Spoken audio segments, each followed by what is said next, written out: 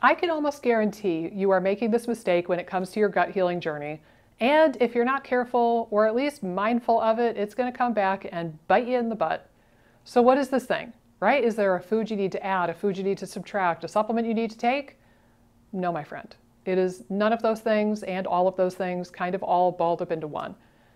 I don't really have a name for this, but it basically boils down to how cohesive your plan is.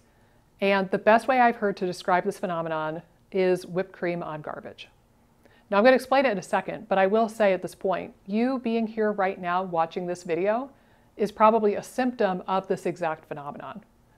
So whipped cream on garbage basically describes, in this case, the idea of cherry picking and putting things together from many, many, many sources.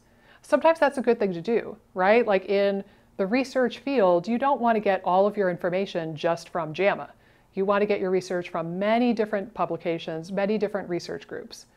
But when it comes to our own health and healing journey, what that oftentimes means is that you now have a little bit from Alison Seebecker, a little bit from Dr. Pimentel, a little bit from Dr. DiNezza, a little bit from Amy Hollenkamp, a little bit from this source. And you end up making this ineffective mishmash thing. But you think it's a good protocol, or you think it's a good understanding of the gut or what you're dealing with. And it's not. It's not the thing you think it is oftentimes. You think you're holding an ice cream sundae, but it's really a pile of garbage with a blob of whipped cream plopped on the top. And then you could go and listen to a summit or listen to a podcast or read a book or work with a practitioner. And it's like you're just putting more whipped cream on top of that same garbage pile. Versus if you can go into something and really commit to doing something fully, whether it's working with a practitioner, taking a course, finding a protocol and really committing to that protocol, I think that that is more likely to yield results versus the picking and choosing from many different resources option.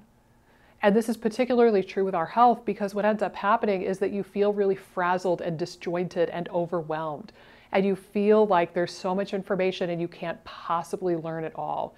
You need to be on PubMed and Google and Facebook groups and YouTube and podcasts and summits and books. And oh my God, I don't even have the capacity to learn all of these things. And I do this for my work, let alone if you're a normal person who's not in the medical field. I don't know how you could think to keep up with all of this.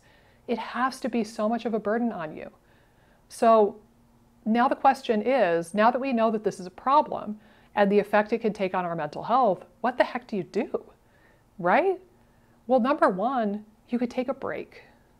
And I mean, just like no healing journey efforts, just exist with your symptoms as they are right now and just take a break. Unfollow the Facebook groups, unfollow the podcasts, unfollow the Instagram influencers and the YouTubers. Even if it means unfollowing me for a bit, that's okay. I totally get it. But just take a break and tell yourself that you're not allowed to go on PubMed or Google your symptoms for a certain period of time. It could be that you take a holiday from this for a month. It could be that you don't want to do this for a year and you need a full year to recuperate. That's okay. But what oftentimes will happen is you take this break, you take this breather, and it gives you this totally new perspective. So when you do hit it again, or you decide to work with a practitioner or do a program, now it can be that much more effective because now you have that perspective to really be coachable. Now, the other option is you could just decide to work with a practitioner or do a program, but commit to doing what they ask of you. Don't just do 75%, but then the rest of it is the 25% mishmash that you created. Really just go all in 100% on whatever it is that you choose to do or whoever you choose to work with. Now, obviously, this one is going to cost money, and I know that not everybody has the money to work with somebody like me or Amy or the millions of other people out there, and I get that.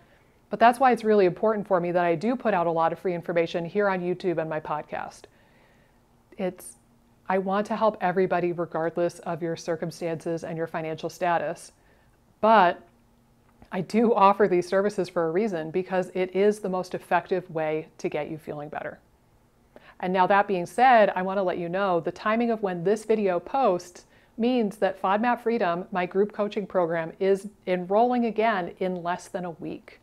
So if you're on the wait list, meaning you gave me your email, you said, yes, I want information early, you will be getting the email announcement on Monday the 14th. And you're going to get the URL. You can learn all about the program. You can book a discovery call with our FODMAP Freedom coach to learn if the program is right for you and vice versa. Basically figure out if it's something that you want to commit to. And you have that whole week to decide, because only the people on the wait list get that link in that first week. You get first dibs, and you get an early enrollment bonus when you enroll the week of August 14th. Then I'm going to announce it to everybody else and post the link live the week after that on August 21st. And then after that, we're going to start the program. We're going to start learning and getting you feeling better. But again, I ask people to be coachable in that program. Don't come in with the whipped cream on garbage and think that you know all the things, because then it doesn't matter what I teach in the program. It doesn't matter if I have all the bells and whistles and send you all the prokinetics and teach you all the amazing things and show you all the amazing research articles. It won't matter if you're not coachable.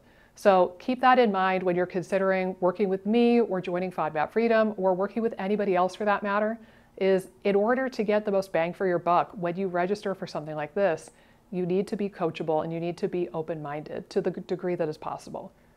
Now, another element of this is that you need to trust the person you're working with, right? So I wouldn't trust my primary care doctor to treat cancer because she's not a cancer specialist. Similarly, if you know that you have a specific complaint, you probably want to find somebody who knows what they're doing with that specific complaint.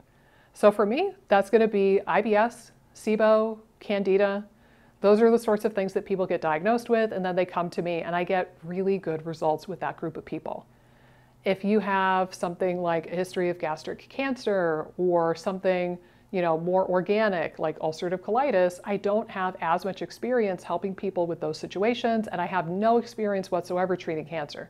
So that would be less suited for this. But if you have been diagnosed with IBS or SIBO or candida or leaky gut, that sort of stuff is the stuff that I get phenomenal results with. And like I said, FODMAP Freedom is enrolling really soon. So if you want to go about it and finally heal and just do a complete program A to Z that has everything you need to actually feel better, I encourage you to join the wait list and check it out. FODMAP Freedom awaits you, and so does garlic.